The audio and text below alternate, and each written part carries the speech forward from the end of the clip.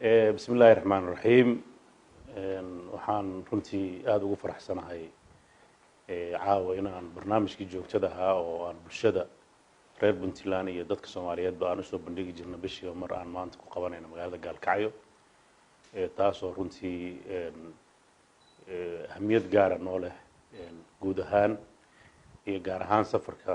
gobolka Mudug waxaan rabaa inaan ku bilaabo hadalkayga marka ugu horeysa cudurdaar aan dhowr jeer ku celceliyay oo ku saabsanaa habeenkii 1 July oo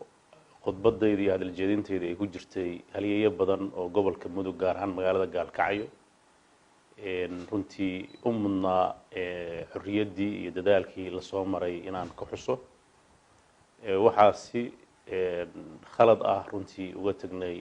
shakhsiga ugu muhiimsanaa habeenkaas oo kale oo 60 guurada ah ama guud ahaan habeenada calanka Soomaaliya la saarayo calankaas buluuga ah xidigta cadle ee Soomaaliya iyo Soomaalida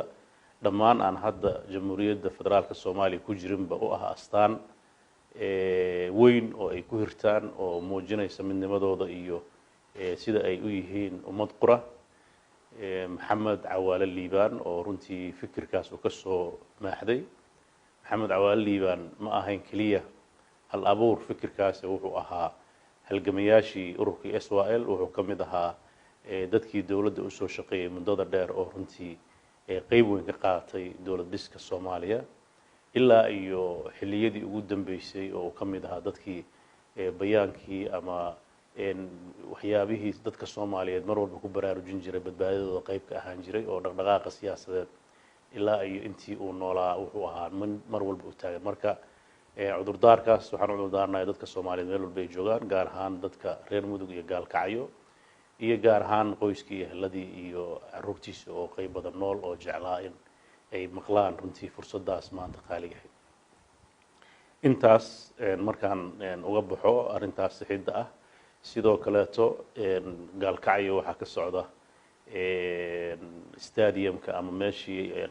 ciyaaraha garoonka kubadda cagta oo runtii isagana bulshada reer Gaalkacyo gaar ahaan dhalinyarada u ah astaan weyn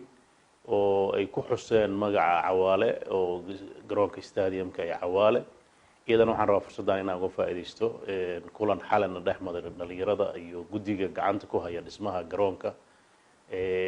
oo runtii aan isla aragnay heerarka uu hadda marayo iyo inta u dhiman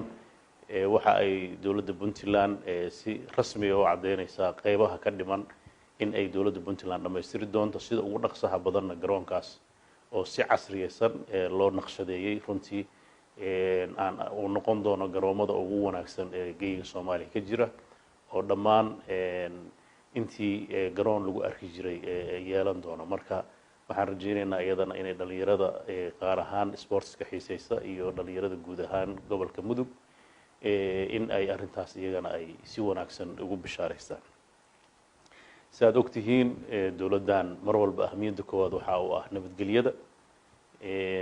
muddadii bisha hadda u dambeysay waxa Ilaahay mahadiisa dadaal muddooyin badan la soo bixinayay muddadii hadda xukuumaddu ay jirtay oo ahmiyadda nabadgelyada ay xoogga saaraysa in isa soo tarkiisii uu ka muuqanayo dhammaan geeyiga Puntland isbedeladaas oo runtii qayb weyn ka qaatay dib u habeynta ciidamada tayeyntooda iyo howlgelintooda muddadii hadda bisha u dambeysay sida in badan la socoto oo aan rabo maantana inaan ku soo koobo waxyaabihii qabsoomay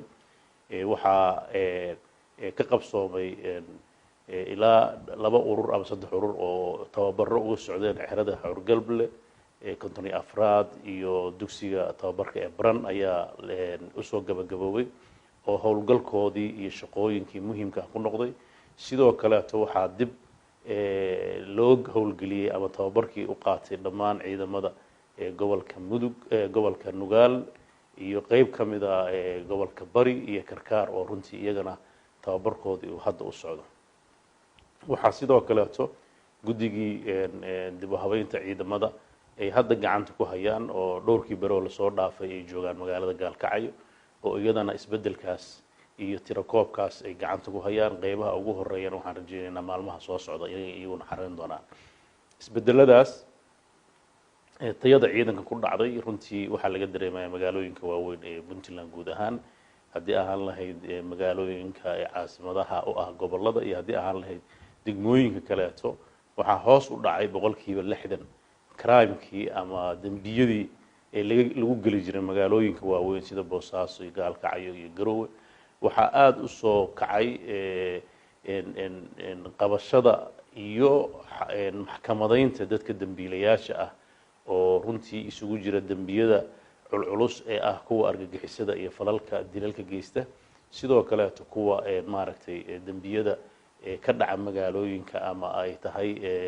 tuugada ama waxyaabaha kale intaas oo dhanba gacan weyn runtii waxaan uga mahad celinayaa fursaddan aan uga faa'iideysanaya in ciidamada Puntland dhammaan meel kasta ay joogaan aan ku amaano doorka ugu weyn oo ay qaateen ciidankaas runtii isbedelka lagu sameeyay waxaa ka mid ah ma aha inay magaalooyinka iyo meelaha furumaha kaliya ay ka howlgaleen sidoo kaleeto diyaarinteedii waxay noqotay qayb looga faa'iideysto inay si degdeg ugu jawaabaan khilaafaadka ka dhex dhaca deegaanada mararka qaybtood waxa ciidamadaasi ka howlgaleen khilaafkii ka dhacay Cawsane oo runtii ahaa khilaaf dad walaalaha oo deegaan ah xurguf dhex martay isu bedelay gacan ka hadal oo ay dad ku dhinteen lagana baqay inay inta ka sii badato runtii dawladdu waxay ku guuleysatay ciidamadaas inay la wareegaan goobihii la isku hayay oo dhul daaqsimeed ah dhul beereed ah oo la isku hayay inay la wareegaan furaan janalkii ama wada hadaladii sidii dadka ay wax kala tabanaya loo xalin lahaa sidoo kale waxay ka howlgaleen khilaaf dhul degaameyn oo isagana ka dhacay magaalada u dhow meel u dhow Bayra oo runtii iyadana dad ku dhinteen oo ay si degdeg ah uga howlgaleen waxa aad u soo badbadanaya khilaafaadka dhulka iyo deegaanada samaysmaya runtii tani waxay dhinac ka tahay astaan nabadeed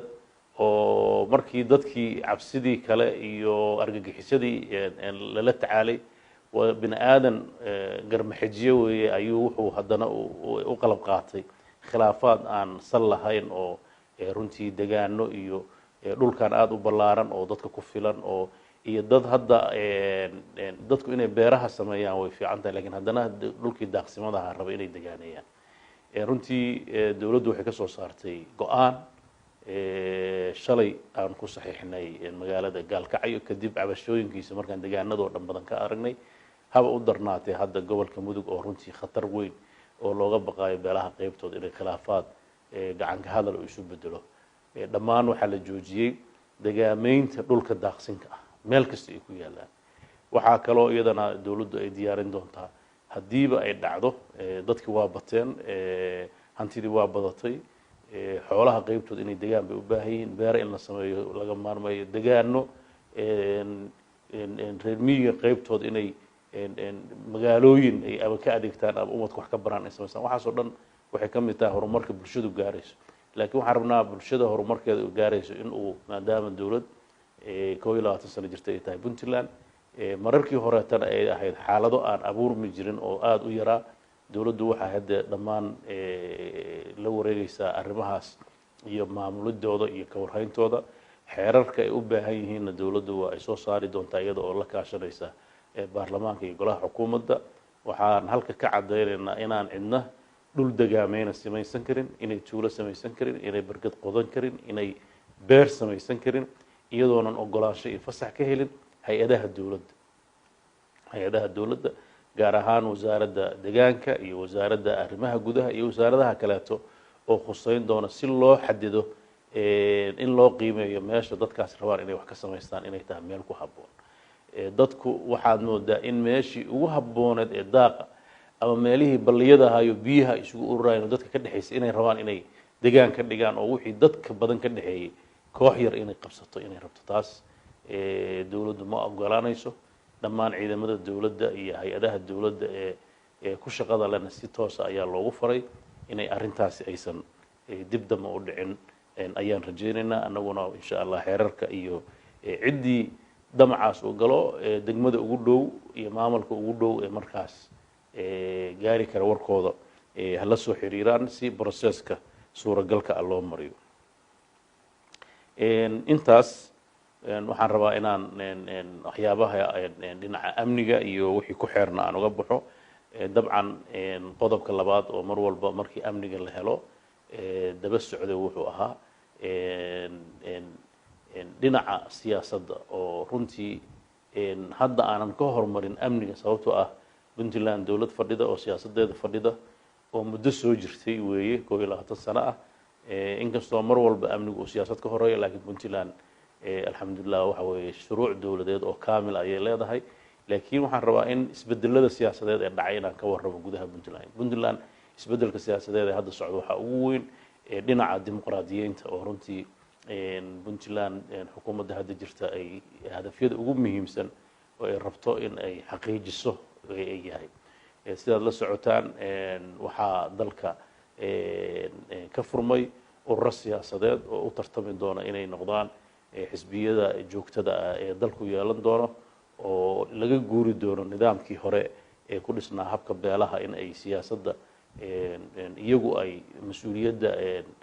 maxaa la yidhaahdaa soo xulidda baarlamaanada iyo degaanada maamuladooda golayaasha degaanada iyagu ay lahaayeen ururadaas sida aad la socotaan 17 urur bay ahaayeen shuruucdii iyo habraacyadii laga rabay iyo wixii la rabay inay buuxiyaan waxaa ku guul daraystay oo runtii aan ka xumahay niyadda fiican ay hayeen inay xisbiyada iyo ururada ka qayb galaan laakiin duruufaha gaarka ah ay u diideen 5 ka mid ah kulligood sidaa ma wada ahayn qaybo kale ku biiray oo qaybana waxay dhici kartaa inay isaga baxeen 12ka urur siyaasadeed ee hadda jira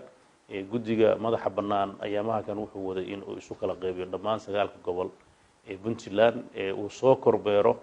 shuruudihii laga rabay inay buuxiyeen oo ay xafiisyadii la soo arko oo howlwadeenadii la soo arko oo waxyaabo iyagu ay fiirinayaan inay soo eegaan taas oo soo afjari doonta qodobka ugu dambeeya inay ururadu ay qabsadaan shirweynayaashii iyo go'aanadii iyo ay samaystaan madaxdii hogaamin lahayd si ay urur rasmi ah ay u noqdaan oo uga baxaan ururada marka hadda habka ay ku jiraan oo markaas ay u diyaar garoobaan ololaha doorashooyinka dowladaha hoose ee fooda nagu soo haysa runtii waxaan aad ugu bogaadinayaa guddiga sida habsamida leh uu shaqada u wado waxaa kaloo bogaadinaya shacabka reer puntland sida wanaagsan ay u soo dhaweeyeen nidaamka xisbiyada badan oo ay ula jaan qaadeen oo ay maaragtay waqtiga u gelinayaan oo hantida u gelinayaan oo maalka u gelinayaan oo urur walba uu u xusul duubayo sidii uu u furan lahaa maaragtay xafiisyo sidii u furan lahaa agabkii urur laga rabay runtii waxay muujinaysaa dareenka iyo dadku sida ay dhabka ugu yihiin waad ogtihiin ururadu inta badan ma aha shirkado mana aha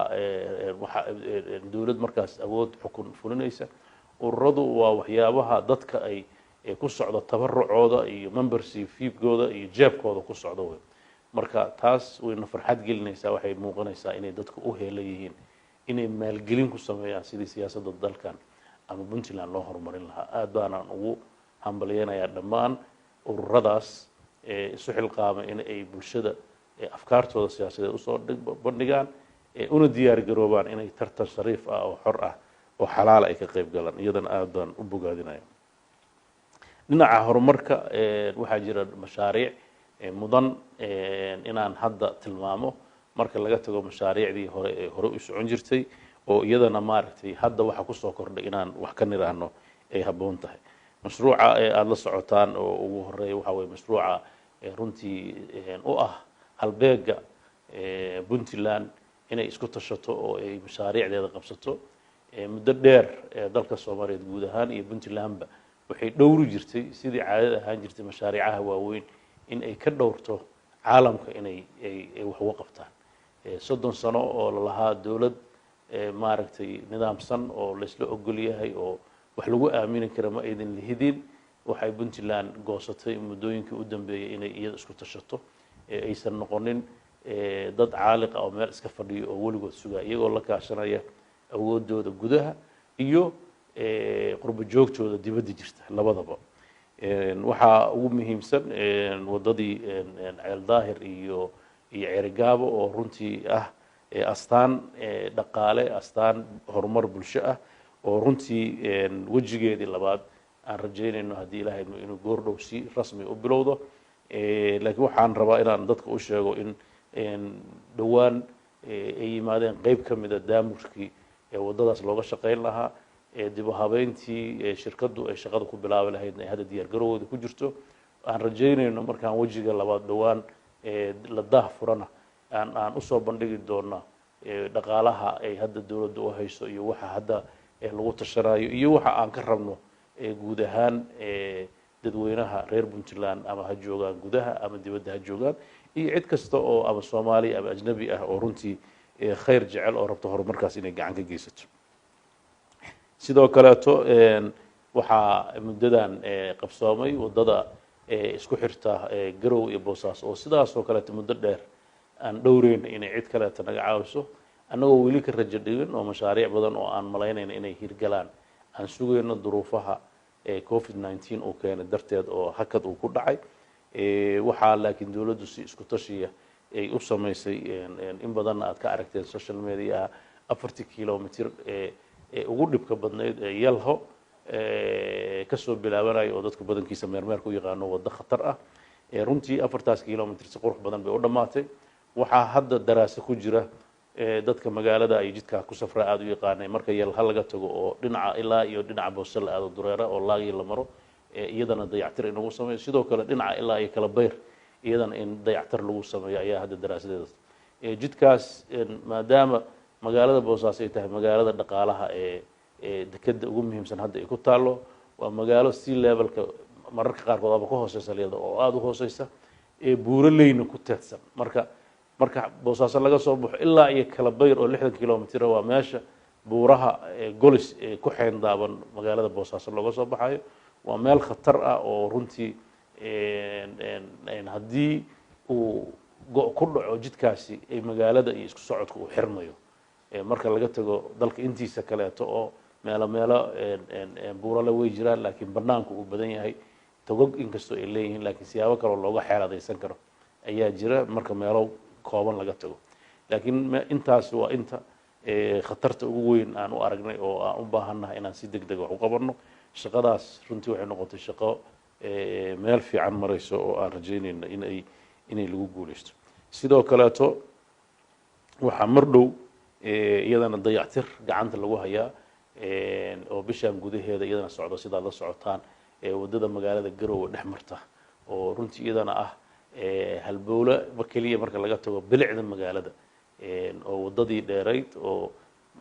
mainstreamka magaalada dhex mari jirtay oo muddo dayacnayd ayaa dawladda hoose oo runtii shaqadeedu ay tahay waxay ku guuleysatay inay arrimahaas iyadana ay wax weyn ka qabato sidoo kaleeto waxyaabaha aan rajaynayno inay iyaguna dhowaan bilowdaan oo aan sida hordhaca ugu sheegayno waxaa ka mid ah waddada Gaalkacyo iyo Garowe u dhaxaysa oo ilaa iyo xarfo ahaa oo hadda ka hor hakad uu ku dhacay iyadana waxaa ka bilowday hordhacii daraasadii lagu celin lahaa wixii ka khaldamay kambaniga ugu horeeyay ayaa tender lagu siiyey kii gacanta ku qaban lahaana dhowaan ayaa la sameyn doonaa lacagihiisii iyo muranno ku dhex jiray oo ku xeernaa hakad ku dhacay arrintaasna xal badan baa inteeda badan laga gaaray waxaan rajaynaynaa iyaduna inay dhowaan bilaaban doonto sidoo kale mashruuc ayaa hadda gabagaba ah oo kasoo bilaaban doona xarfo ilaa Gaalkacyo isagana meel fiican aan rajaynayno inuu maro dhinacaas runtii waa dhinaca waddooyinka waxaan rabaa inaan si gaara ugu soo noqdo gobolka Mudug oo hadda aan joogno runtii gobolka Mudug wuxuu ahaa gobol si gaar ah dawladdu isugu haysay maadaama uu yahay xuduudda ugu dambaysa dawladda Puntland xubinta ka ah dawladda federaalka ah ay tahay magaalada Gaalkacyo oo ay leedahay duruuf gaar ah oo xasaas ah maadaama laba maamul oo walaalo ah oo Galmudug iyo Puntland magaalada Gaalkacyo gaar ahaan ay laba dhinac ay ka kala degayeen sidoo kale tona laga soo bilaabo badda ilaa iyo xuduudda oo dhinaca bari ah ilaa iyo galbeedka oo xuduudda Ethiopia oo masaafo aad u dheer oo ilaa 500 kilomitir iyo ziyaada ah ay tahay xuduudaha ay labada deegaan ay wadaagaan oo marar badan iyo muddo dheer ay ka dhici jireen qalalaaso iyo amni darro runtii dagaallo muddo dheer soo socday oo qayb ka ahaa dagaaladii dalka Soomaaliya halakiyay khilaafaadka siyaasadeed saldhigiisuna ahaa khilaafaad qabiil loo bedelay ayaa saldhig u ah waxa la oran karaa waa meelaha ugu darnaa khilaafka Soomaaliya uu muddada ka jiray waxaan rabaa mudug safarkeena waxa ugu muhiimsanaa anoo ku soo xiri doona arrimaha galmudug iyo Puntland oo gadaal u dhiganayo laakiin haddana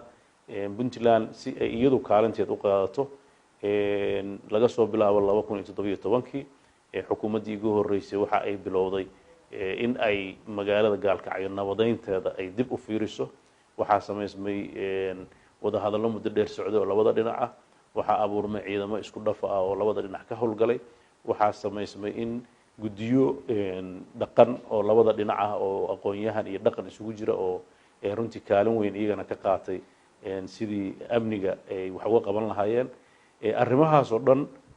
muddo soo socdeen habac badanna waa ku jiray xaqiiqda marka loo hadlo maxaa yeelay habacaasi wuxuu ka imaanayay dhinacyada maamulka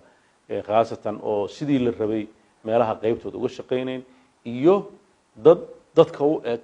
oo al-shabaab ah oo bulshada aad u dhexgalay khaasatan magaalada Gaalkacyo muddadii u dambeysay ee runtii 2018 markay arkeen in dadkii nabad u socdo 2017 oo ay soo hagaagayso ayay waxay sameeyeen qorshe cusub oo dadku uusan aad ugu baraarugin oo ay dhexgaleen oo ay colaadii nabadii la rabay in la soo qabto ay sii huriyeen marka waxa dhacay 2018 dagaallo aanan inta badan magaalada dhexdeeda ka dhicin laakiin hareeraha magaalada bariga iyo galbeedka ka dhacay oo dad badan ay ku dhinteen iyo tension joogto ah oo mar walba arrimaha sababay markii muddadii safarkii ugu horeeyay oo Abriil 2019 runtii xaaladda warbixinta maamulka iyo degmada iyo odayaasha markaan iswareysanay waxaa noo muuqatay xaaladda amni ee gobolka Mudug khaasatan magaalada Gaalkacyo in u baahan tahay in dib loo eego qorshayaal cusub loo sameeyo aragti cusub oo lagu wajahayo arrinta ay samayso waxaan goosanay inta aanan nabadda iyo wada hadalka aanan la hormarin in marka horeeto dhinaca sugidda amniga horta gacan laga geysto maxaa yeelay haddii degmadii canaasirtii ku dhex jirta meesha aan laga saarin nabaddiidka ahaa ee mar walba dadka iska horkeenaysay waxaa adkaanaysa dadku iyagoo aan garanay inay nabad gaaraan marka dowladda Puntland May 2019 qorshayaal bay samaysay iyadoo kaashanaysa awoodaha dowladda ciidanka ee halkaa joogay oo xoogiisu markaas furimaha difaaca u badnaa magaaladii runtii isbedelkeedii bilihii u horeeyay waxbaa dhaqdhaqaaqay laakiin waxaan moodaa inay haddana meeshooda ku noqdeen oo ay la yimaadeen asaaliib iyo taktiik cusub nimanka nabadiidka ah ilaa iyo 2019 inteeda badnayd iyo waxaan haystay xaaladaas iyo dabeecaddeeda iyo fahamkeeda iyo wixii ka soo noqday ayaa daraasad lagu waday waxaan isbedel ku sameynay maamulka gobolka waxaa la sameeyay maaragtay golo deegaan cusub waayadaas waxaa la bedelay dhammaan maxkamadihii oo maxkamado cusub baa la keenay waxaa la bedelay taliyaashii ciidamada amniga haddana meeshii la rabay waa la gaari waayay horaantii sanadkan ayaa runtii haddana qorshe cusub oo amni ay Puntland keentay oo ciidamo si gaar ah u tababaran oo runtii caasimadda laga soo diray iyo saraakiil cusub oo khibrad u leh dhinaca la dagaalanka argagixisada ayaa runtii iyo waxa isku soo beegmay isbedelka ka dhacay galmudug oo runtii iyagan ahmiyad weyn siinaya dhinaca ammaanka shaqooyinkaas qabsoomay iyo wada shaqeynta laamihii amniga markay darseen khataraha jira waxaa abuurmay jawi hore ka duwan waxaa lagu guuleystay in dad badan oo khatar ku ahaa amniga gobolka qayb la dilo qayb la qabto isbedel xoog leh oo ka yimaado dhinaca amniga al-shabaab xoogoodii in la wiiqo in shabakadahoodii la kala daadiyo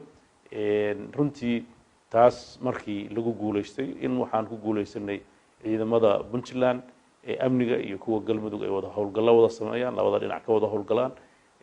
waxaa abuurmay jawiga hore ka bedelan oo magaalada labadeeda dhinac ee labada maamulba ay laga dareemayo laga naaloonayo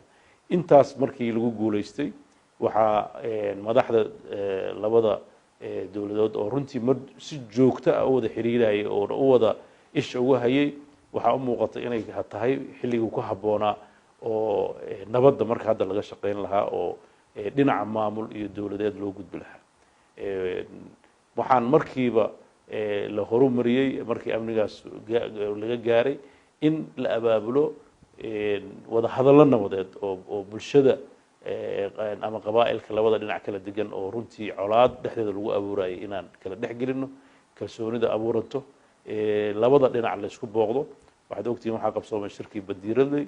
waxaa hadda soo gabagaboobay shirkii galdogob waxaa hadda loo ballansan yahay shirar kaleeto oo aan rabno inaan odayaasha iyo dhaqanka iyo dadkaas ay isugu yimaadaan sidoo kale muddadii hadda aan halka joogay waxaan halka ku kulannay madaxweynaha dowladda galmudug oo runtii isaga iyo xukuumaddiisa iyo puntland iyo mas-uuliyiinta qaabilsan dhinacyada iskaashiga ama dhaqaalaha ama amniga ama arrimaha gudaha iyo wixii wasiirada ay khuseeyeen oo dhan inaan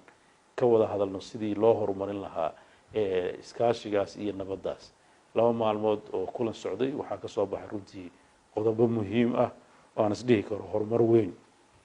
ayaa laga gaaray magaaladu hadda waxay dareemaysaa horukac dhinaca ganacsiga waxay dareemaysaa deganaansho muddadii aan arrimahaas iyo waxyaabihii qabsoomay si aan anaga ruuxadeena waxaan xaqiijino waxaan bilownay kulamo aan la yeelanayno dadweynaha waxaan la kulannay dhammaan qaybaha kala duwan ee bulshada magaalada gaalkacyo puntland waxaan la kulannay oo ugu horumarinay sida caadada puntland u ah maadaama ay tahay dad runtii dhaqankooda iyo hoggaankooda dhaqanka aada u ixtiraamo dadkana runtii miisaan weyn ku leh waxaan la kulannay isimada gobolka mudug oo runtii kulamo aada u dhaadheer aan qaadanay oo aan ku qiimeynay galmudug iyo puntlandba wada hadaladii iyo heshiisyadii dhex maray iyo puntland shaqooyin ka socday iyo sida ay yihiin iyo waxa laga rajeynayo runtii aad baan uga mahad celinayaa dadaalkooda kulamo miro dhalay ahaayeen waxaan si fiican isula fahamnay wixii qabsoomay iyo wixii aan qabsoomin oo loo baahan yahay in la qabto runtii talooyinkooda dhaxalgalka ana waxaan rajeynaynaa inay wax ka tari doonaan qorshayaasha cusub oo hadda gacanta lagu hayo sidoo kale waxaan la kulannay waxgaradka kaleeto ee dhan haddii ahaan lahayd nabadoonnada haddii ahaan lahayd haweenka haddii ahaan lahayd dhalinyarada haddii ahaan lahayd aqoon-yahanka iyo haddii ahaan lahayd ganacsatadaba intaba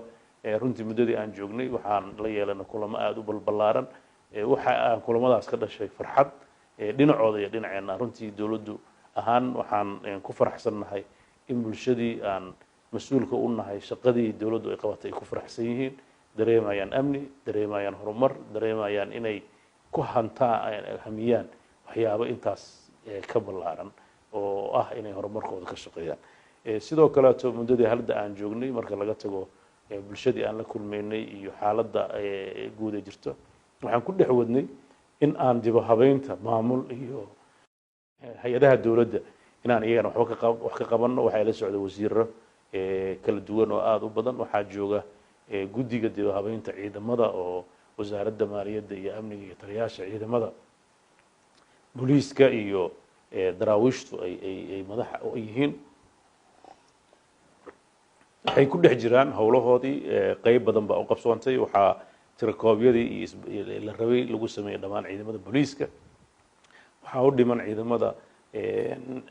maxaa la yidhaha daraawiishta iyo ciidamada asluubta oo maalmaha soo socota ay qaban doonaan hawshooduna si habsami leh ayay u socotaa waxaa kaloo barbar socda wasaaradda maaliyadda oo iyadana ka wada sidii loo dardargelin lahaa kobcinta canshuuraha iyo arrimaha ku saabsan dhaqaalaha magaalada gaalkacyo guud ahaan gobolka mudug waxaa sidoo kaleeto iyadana barbar socday wasaaradda amniga oo si gaara iyadana xoogga u saaraysay sidii dib u habeyn loogu sameyn lahaa dhammaan xarumaha iyo laamaha amniga ee booliiska oo iyagana shaqo wanaagsan ka socoto oo agabyada ay u baahan yihiinna qayb ay u dhammaystiraan saldhigyo cusub oo hadda yimid la dhammaystiran ay daafuraan arrimahaas iyaguna si fiican mayso sidoo kaleeto wasaaradda arrimaha gudaha ayaa howl adag iyadana ka wado sidii ay horumar degmooyinka iyo hoostaga gobolka mudug iyo sidii dowladaha hoose kor loogu qaadi lahaa shaqadooda. waxaa shaqo wanaagsan iyana wada wasaaradda haweenka oo ah runtii laf dhabarta dowladda Puntland oo haween ah waxay ka wadaa horumar badan. waxaan rajaynaynaa xarumo cusub oo wasaaraddu leedahay in dhawaan halka laga dhagax dhigi doono. waxaa sidoo kaleeto muddadii hadda aan joognay halka magacaabnay guddoomiye cusub oo aan rajaynayno inuu hogaamin doono horumarka ay dowladdu ka wado gobolka Mudug oo runtii ah nin siyaasi ah oo rugcada ah oo khibrad badan u leh deegaankana si fiican u yaqaan oo aan rajaynayno inuu isagana wax weyn kusoo kordhin doono. muddadii aan joognay waxaa iyadana hirgalay imtixaanaadkii dowladda Puntland oo runtii aan ku daahfurnay bishaan magaalada Gaalkacyo oo ay ka qayb galeen arday kor u dhaafaysa 16,000 oo arday 16,000kaas dhammaan Puntland 4,000 iyo ziyaado kamidana ay gobolka Mudug ay xoogooda ay ka qayb galeen. runtii waxaa iyadana muhiim ahaa oo kulamadeena annaga iyo bulshada ganacsatada iyo isimadu aan kulan la yeelanay shirkadda gacanta ku haysa dhismaha dekedda Garac oo noo soo bandhigtay meelihii la soo maray wixii qabsoomay meeshii hadda marayso. waxaan rabaa inaan halka ugu bishaareeyo warbixintaas oo muujinayay faceka koowaad dekedda oo la rajaynayo inay ilaa 7,000 ilaa 10,000 oo tan markab ah uu kusoo xiran karo in uu gabagaboobi doono facekaas bisha November ugu dambeyn ay soo socoto. ka hor bay rajaynayaan laakiin November ayaan rajaynaynaa in ay maaragtay gabagaboodo oo howlgal ay gasho. waa wax lagu farco. dabcan waa wajigii koowaad. wajigii labaadna wuu soconaya marka dekedda oo shaqadii wada ayaa maraakiibta alaabta u wada ee awal Boosaaso iyo wadada dheer soo mari jirtay waxay u sahlanaanaysaa inay dekedda ku soo xirtaan shaqadiina ay sii socoto. runtii dekeddaas waxay ku soo kordhin doontaa dhammaan Puntland iyo Soomaaliya wax weyn oo dhinaca dhaqaalaha ah iyo serviceka ummadan ay u baahan tahay oo dhoofinta iyo soo dejinta labadaba badeecadaha kala duwan ee ummaddu ay u baahan tahay. waxaa kaloo sidoo kaleeto runtii howlgal fiican uu ka socdaa oo dekeddaas la ah mataan Turdibi oo aan rajaynayno iyadana maalmo dhow inaan si rasmi ah u daahfurno oo ah customka bariga ah ee ugu weyn ee Puntland yeelan doonto. hadduu saba noqon doono customka ugu weyn ee Soomaaliya yeelan doonto oo aan rajaynayno ilaa hadda waa customka rasmiga ah oo runtii dowladda Ethiopia ee Puntland ay la yeelanayso. inkastoo badeecaduhu ay iska socdeen laakiin custom rasmi ah oo Puntland la leedahay ayaa halkaas ka furmi doona. aan rajaynayno inuu isaguna dhaqangalkiisa uu dhawaan uu soo gabagabo. waxyaabaha ugu waaweyn oo runtii qabsoomay ayay ka mid tahay. sidoo kaleeto sida aad la socotaan horena aan u sheegay waxaan bulshada halka rabaa inaan uga faa'iideysto inay aad uga taxadaraan inay dhulka daaqsinta ah ay degaameyn ay ka sameeyaan. maxaa yeelay dhaqaalaha hadda aan ku noolnahay oo aasaaska noo ah waa xoolaha nool. inkastoo khayraad badan aan leenahay oo bad dheer aan leenahay oo macaadin aan leenahay laakiin haddana waxa hadda dadkeenu marka la fiiriyo habkooda dhaqan dhaqaale ee u sahlaya in ay si sahlan uga shaqaystaan waa xoolaha. marka arrintaas waa arrin aan ka digayno ugu baaqayno dhammaan waxgaradka gaar ahaan isimada nabadoonnada culummada iyo waxgaradka kaleeto inay wacyigelin ballaaran ka sameeyaan. arrimahaas oo laba khatar keeni doonta arrin dhaqaalaha ee ku noqon doonta ciriiri oo ah in dhulkii daaqsintaha ay maaragtay isu bedelaan beero aan beerana ahayn la iska xayn daaqto. waxay kaloo keeni doontaa marka ay dadku dhulkii ay daaqi jireen laga xirto inay dadku dagaalamaan oo iyadana khatar labaad ah oo amni ah. marka arrintaas waan ka digaynaa. waxaan rabaa inaan uga baxo siyaasadda guud ee dalka oo runtii dadku badankiisu ay ka dharagsan yihiin oo maalmihii u dambeysay ee bulshada Soomaaliyeed meel kasta ay joogtoba ay aad ula falgalaysay. runtii waxaan ka xumahay mar walba oo xilliga doorashada soo dhowaado in muran iyo qalalaaso siyaasadeed wax u eg ay abuurmaan oo markaa la gebgableeyo oo la isweydiiyo oo mar walba laga hadlo sidee doorasho nooceeya ay sidee noqonaysa runtii waa nasiib darro 20 sano oo hadda dowladdan ay jirtay dhexe ama dowladda federaalka ah inay weli ka bixi laadahay hanaan doorasho oo degan oo la isla ogol yahay waa nasiib darro waxaan marka ugu horeysa waxgaradka iyo siyaasiyiinta iyo aqoon-yahanka iyo bulshada hoggaanka u ah bulshada Soomaaliyeed ugu baaqaya kana codsanaya inay waqti badan geliyaan system dowladeed oo la isla ogol yahay oo muran dambe aan ku jirin saldhigiisuna uu yahay dastuur qoran oo la isku raacay oo dadkoo dhan ay wada aqbaleen arrintaas waxaan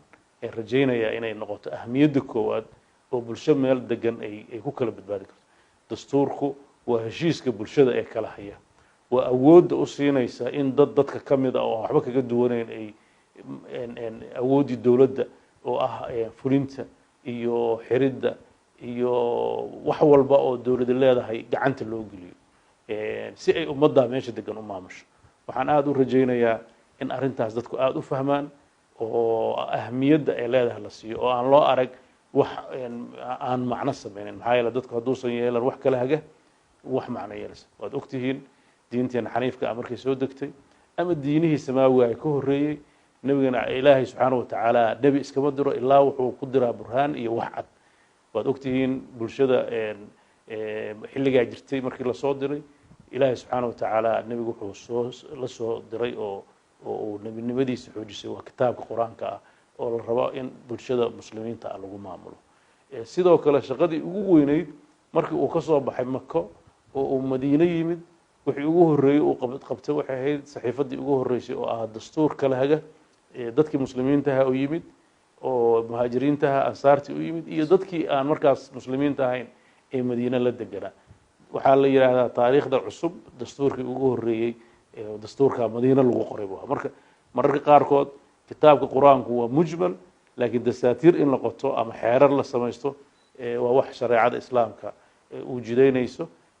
dadka muslimiinta ana waxaa saldhig u ah iyo Soomaaliya keedaba inuusan ka hor imaanin shareecada islaamka iyo diinta islaamka marka wax kasta oo sahlaya inaan wada noolaano oo qaabeynaya qaabka aan isku dooranayna qaabka aan isku maamulayna qaabka xilalka u kala wareegayno qaabka aan dawladda u maamulayno sida aan dadka horumarkiisa iyo xeerarka dantooda ah loo soo saarayo waxaas oo dhan runtii waa wax maaragtay u habboon bulshada inay samaysato sharcina u ah oo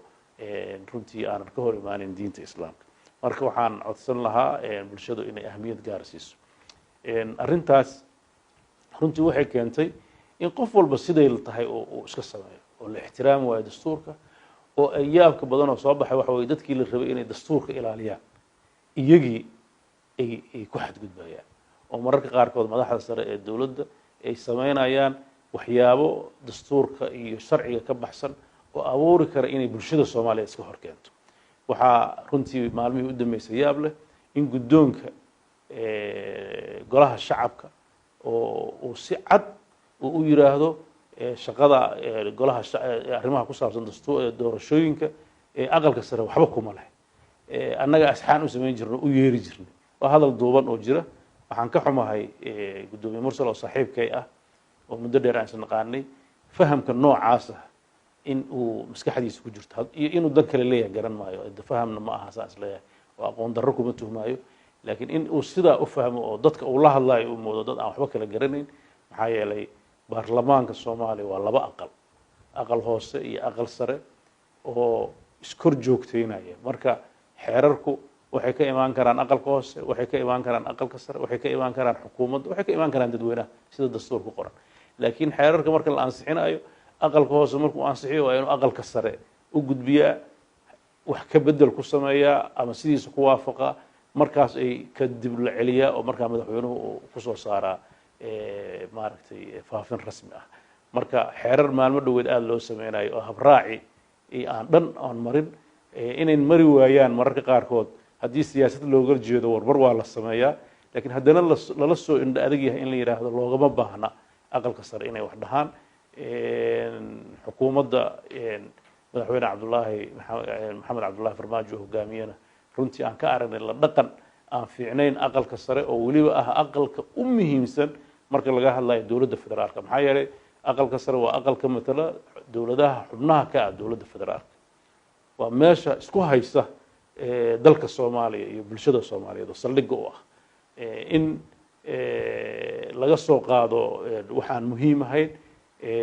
talooyinkooda la qaadan waayo khatartii ay arkeen la tixgelin waayo sidoo kaleeto munaasabadihii qaranka ee maalmaha xorriyadda 26 juun iyo 1 luulyo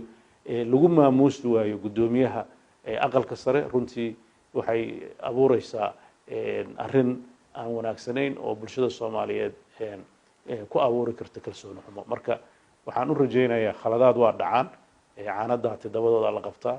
wixii dhacay anigu maxay u dhaceen ma oranayo laakiin waxaan ugu baaqayaa cid kasta oo mas'uul ah inay tallaabooyinka la qaadayo laga fiirsado haddii markaas intay dhacaan ay khalad dhacaan si degdeg uga soo noqdo qofku waa khaldami karaa hadalkayga anigu waxaan ku bilaabay hadal jeedinteedii inaan maxamed cawaali liibaan ilaaway dhowr mar baan waxaan ku celiyay inaan ka cudur daarto marka qofka hadduu khalad ka dhaco waxaa la rabaa inuu si geesinimo leh uu dhaho war khaladkaas iga dhacay waa ka cudur daartay ulama jeedin xumaan haddii uu niyad fiican leeyahay oo sax ah haddii kale waxay noqonaysaa in markaas lagu calaamadeeyo inuu niyad xun iyo dana gaara ka lahaa oo isaga gaar u ah marka taas waxaan rajaynayaa wax kasta oo khaldamay hadday khaladka ahayd inay cabiraan si aan dadka iyo bulshada ugu qaadan khalad ula kac loo galay inuu arrintaas tahay arrintaas intaasaan rabaa inaan uga baxo waxyaabihii ka dhashay